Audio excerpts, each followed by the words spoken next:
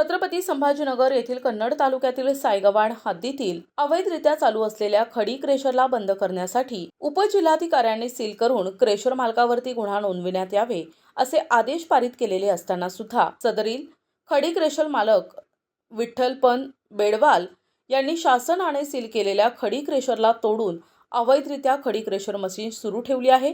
यासाठी आजूबाजूच्या असलेल्या शेतकऱ्यांना खूप मोठ्या प्रमाणामध्ये कित्येक वर्षांपासून नुकसान सहन करावं लागते। सदरील ठिकाण हे सायगव्हाण तालुका कन्नडच्या हद्दीतील गट नंबर 212-2 सेक्टरमध्ये असून माननीय तहसीलदार यांनी उपजिल्हाधिकाऱ्यांच्या आदेशाची अंमलबजावणी करण्याकरता सदरही ठिकाणच्या मंडळ अधिकाऱ्यांना आदेशित केले होते। परंतु या सर्वच बाबींवरती प्रश्नचिन्ह निर्माण होताना दिसून येत आहे।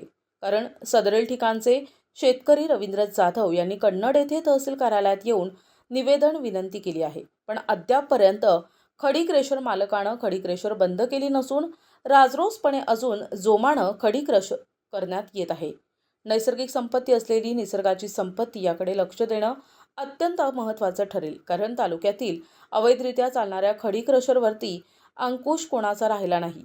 याकडे सर्वांचं लक्ष लागून आहे। धडधाकट असलेल्या लोकांकडून नैसर्गिक संपत्तीचा ऱ्हास करण्यात येतोय।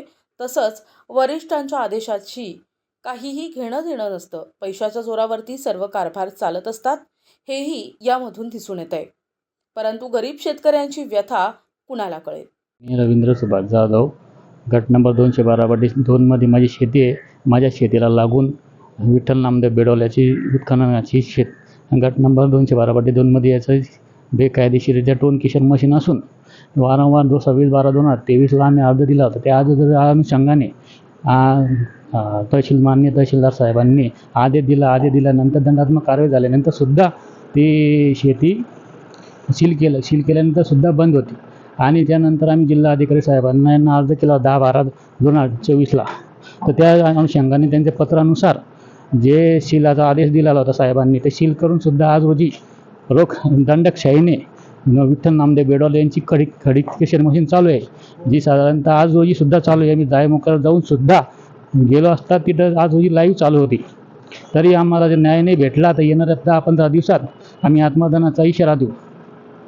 जर न्याय नाही मिळाला तर म्हणजे आल्यानंतर सुद्धा आज रोजी हुकुमशाहीनुसार चालू आहे, दंडकशाहीने त्याचं चालू आहे। म्हणजे कुठल्याही तहसीलदारांच्या आदेशाला पालन न करता आणि जिल्हाधिकाऱ्यांच्या कायद्या आदेशाला पालन न करता दंडकशाहीप्रमाणे आज विठ्ठल नामदेव बेडवाल यांची मशीन चालू आहे। अशा व्यक्तीवर दंडात्मक कारवाई करून सील करून आणि त्याचा गुन्हा दाखल करण्यात यावा। आणि गुन्हा दाखल का होत नाही, ती जप्ती का होत नाही, असं मला प्रशासनाला सवाल पडलेला आहे। तरी माननीय महोदय साहेबांनी याची दखल घेऊन तो जो बेकायदेशीर गौण खनिज उत्खनन करत आहे तो वारंवार असे प्रकार घडत आहे व कुठंतरी आम्हाला धमदाटे बी देतो। आणि त्याच्यामुळे जर शासनाने कुठं अनर्थ होऊ नये याच्यामुळं शासनाने दखल घेऊन त्याची मशीन जप्ती करून आणि गुन्हा दाखल करण्यात यावा। तुमची किती जमीन आहे ती याची माझी 253 आहे। तुमची जमीन आज नापीक नाशिक 7-8 वर्षापासून आमचे नापीक झालेलं आहे। कुठलंही पीक आम्हाला येत नाही। आजूबाजू शेतकरी त्रस्त झालेले आहेत आणि खडी क्रेशरमुळे पुढे त्रस्त झालेले असून सुद्धा वारंवार आम्ही विनंती करून सुद्धा कुठलीही कारवाई होत नाही। प्रतिनिधी रवींद्र खरात, NTV न्यूज मराठी, छत्रपती संभाजी।